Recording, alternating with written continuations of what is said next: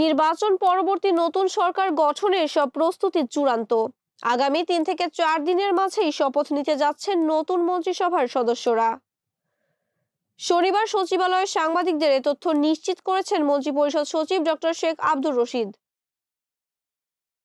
12ই ফেব্রুয়ারি অনুষ্ঠিত হয়েছে ত্রয়োদশ জাতীয় সংসদ নির্বাচন। 299টি আসনের 297টির বেসরকারি ফলাফল ঘোষণা করেছে নির্বাচন কমিশন। মন্ত্রী পরিষদ সচিব জানান, আইন অনুযায়ী নির্বাচিত সংসদ সদস্যদের নামের গ্যাজেট প্রকাশের দায়িত্ব ইসির। গ্যাজেট প্রকাশের পরপরই সংসদ সচিবালয় নবনির্বাচিত সংসদ সদস্যদের শপথের আয়োজন করবেন। শপথ গ্রহণ শেষ হলেই শুরু হবে মন্ত্রিসভা গঠনের আনুষ্ঠানিক প্রক্রিয়া অনুযায়ী শপথ নেয়া সংসদ সদস্যরা প্রথমে তাদের সংসদীয় দলনেতা নির্বাচন করবেন।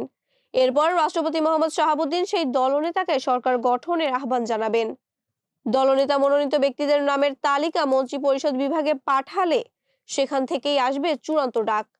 সচিব নিশ্চিত করেছেন, পবিত্র রমজান মাস শুরু হওয়ার আগেই মন্ত্রিসভার শপথ অনুষ্ঠান সম্পন্ন করার পরিকল্পনা রয়েছে সরকারের। বঙ্গভবনে আয়োজিত শপথ অনুষ্ঠানে প্রায় 1000 অতিথিকে আমন্ত্রণ জানানো হবে। উচ্চ আদালতের নির্দেশে চট্টগ্রাম 2 ও 4 আসনের ফলাফল স্থগিত থাকলেও বাকি 297 আসনের মাধ্যমেই যাত্রা শুরু করছে নতুন সংসদ। মাহবুবা ইসলাম, মানবকণ্ঠ।